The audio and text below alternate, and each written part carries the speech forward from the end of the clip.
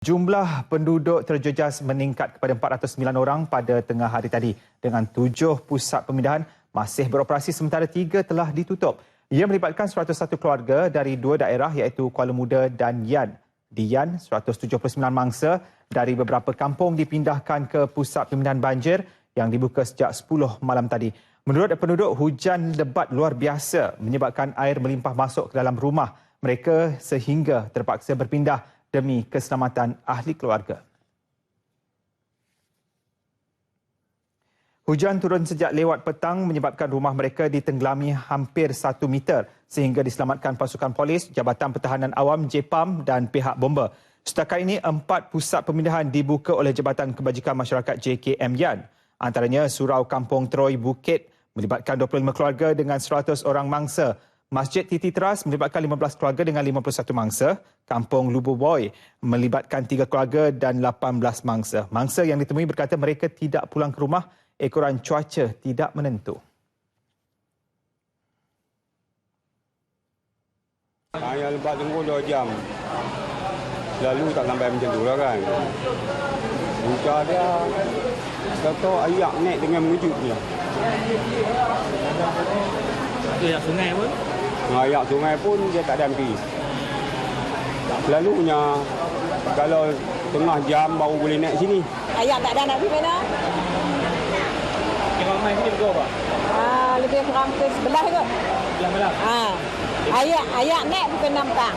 Dia kisah rumah dulu. Angkat berjala perabot-perabot tiap air apa kan? Kalau hujan lagi ni macam mana? Tak balik memang tak balik nak duduk kat mana? Ramai terkejut. Ramai lampak setengah tu kira. Yang masuk tu kita pun yang menadan-dan. Ayam bukit. Kira ni paling teruk apa? Yang paling tua ni. Sementara itu, Ketua Polis Daerah Yan DSP Muhammad Halim Yatim berkata pihaknya kini memantau perkembangan banjir dan menggerakkan pasukan penyelamat pada masa sama membantras aktiviti pecah rumah. Kawalan 24 jam dilakukan oleh pasukannya berpakaian preman dan beruniform. Rumah-rumah dia orang ni tak diambil kesempatan oleh penjenayah untuk pecah masuk dan melarikan barang-barang daripada dalam rumah. Jadi ini sudah saya arahkan kepada Ketua Jabatan Siasatan Jenayah saya, Inspektor Zulhairi, supaya memperkemaskan jentera PDRM dari segi menyelamat.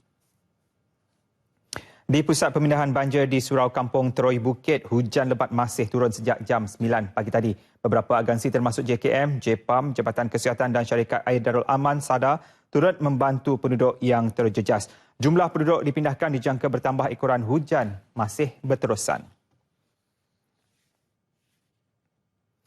Susulan banjir kilat di Teluk Bahang semalam, Perbadanan Bekalan Air Pulau Pinang PBAPP diminta mencari mekanisme terbaik menyelesaikan masalah sistem pengairan yang dipercayai menjadi punca kejadian banjir di kawasan itu.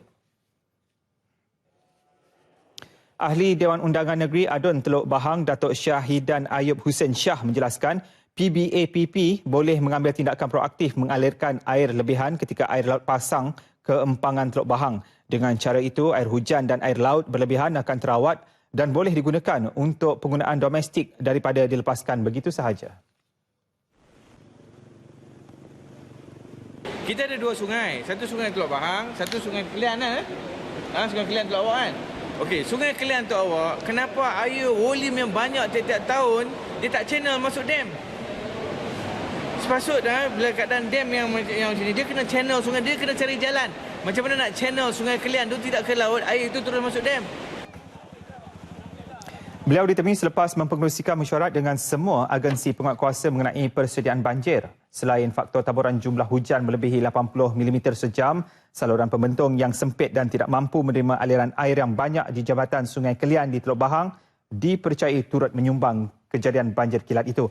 Sehingga kini 5 keluarga terjejas masih ditempatkan di Dewan Bandaraya Madis Bandaraya Pulau Pinang di Teluk Bahang. Datuk Syahidan turut menyelar tindakan pemimpin kerajaan negeri yang langsung tidak turun padang menghulur bantuan kepada mangsa banjir walaupun selepas 24 jam banjir berlaku. Tegasnya, salah satu manifesto kerajaan negeri dalam pilihan raya umum lalu untuk mengatasi masalah banjir tidak pernah dilunaskan dan tidak diberi perhatian serius.